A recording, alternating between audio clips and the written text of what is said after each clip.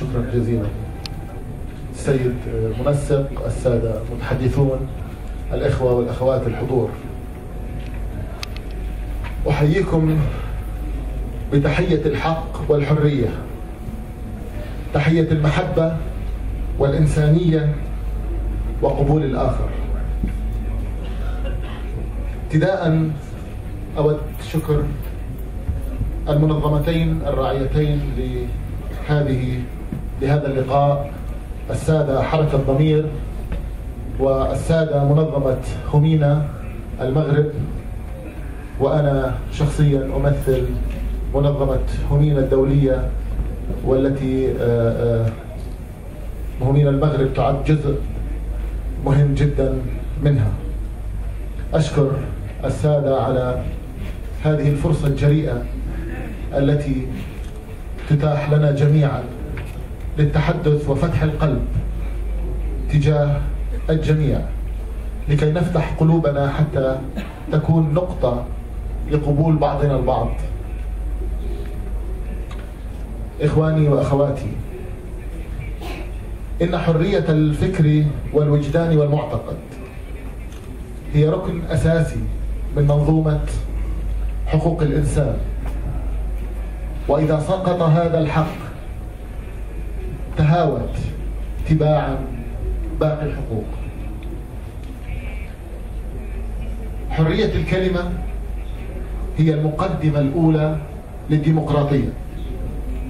هذا ما قاله طالب شاب صغير في دولة الاتحاد السوفيتي وهو من المنطقة، من مصر، أمام رئيس جمهوريته في أحد الأيام، لتبقى هذه الكلمة ترن وتصدح في أذن الجميع. حرية الكلمة، وهي بالتالي حرية الضمير، حرية الفكر، هي المقدمة الأولى للديمقراطية. سادتي وسيداتي وأنساتي، ما يحدث في منطقتنا، وأنا كنت أشاهد بتأثر شديد ما قالته النائبة العراقية، وكان صعبا علي أن أتحدث بعدها، لأن من لا يشعر بهذا الشعور والألم الذي ألم بمكون رئيسي في هذه المنطقة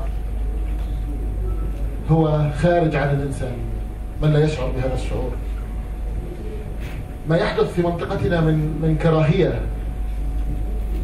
من اقتتال، من تهجير، من طائفية بغيضة، هو أساسه عدم قبول الآخر، عدم قبول حريته في ضميره وفكره ووجدانه ومعتقده.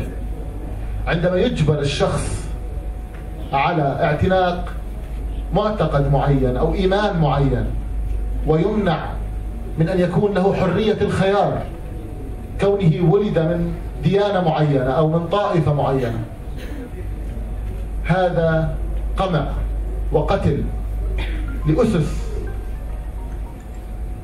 لأسس الحرية، لأسس الديمقراطية، لأسس قبول الآخر.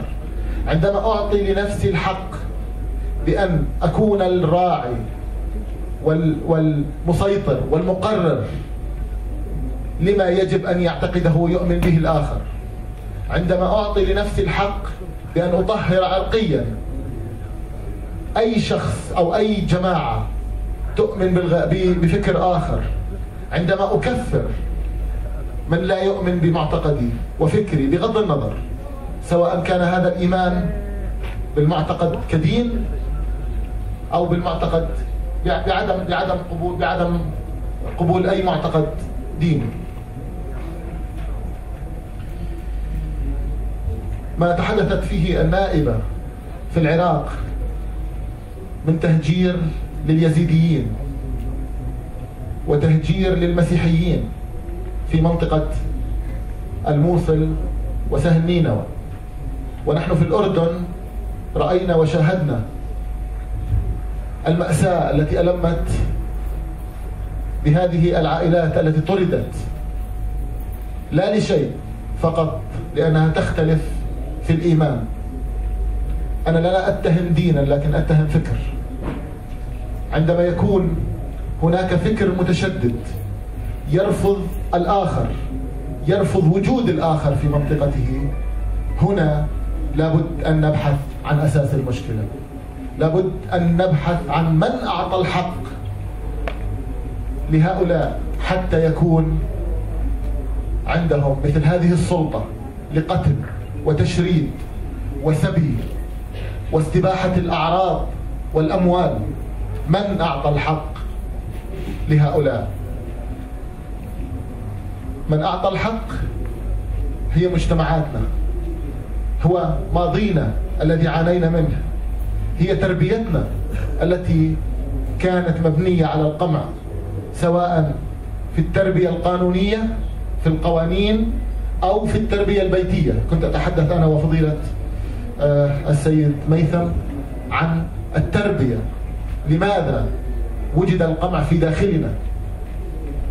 هذا القمع موجود في الأساس، عدم قبول الآخر هو شيء موجود داخلنا، وعلينا أن نعمل بجهد متواصل للتحرر من هذا الموضوع. أريد أن أتحدث كشهادة على واقعة معينة هي قضية جدلية جدا، وهي قضية المعتقد وحرية الشخص في أن يكون له معتقده الخاص. هل يحق لي أن أعتنق معتقدا سواء أكان دينيا أو أفكار غير دينية؟ هل يحق لي أن أغير معتقدي ولا أتعرض للمساءلة القانونية والمجتمعية؟ هناك قضية هي قضية الردة. قضية الردة هي قضية خطيرة غريبة قمعية للفكر والوجدان والضمير. إذا كنت أعتنق إيمانا معينا بالوراثة بالولادة، وجاء الفكر بأن أعتنق إيمانا آخر، سواء كان هذا الإيمان هو إيمان ديني أو غير ديني، أتعرض في دول كثيرة إلى مساءلة قانونية تحت مسمى جريمة الردة. في مجتمعاتنا والحمد لله عقوبتها ليست القتل والإعدام إلا في حالات متطرفة مثل داعش والنصرة وبعض الجماعات الأخرى، لكن أمام قضاء قانوني يحترم يواجه الشخص المتهم بالردة عقوبة القتل المدني. فإذا ثبت عليه ورفض إنكار ردته يعاقب بعقوبة أن تسحب منه كامل حقوقه المدنية. عندنا في الأردن تسقط حقوقه المدنية كاملة، تسحب منه هويته وجواز سفره،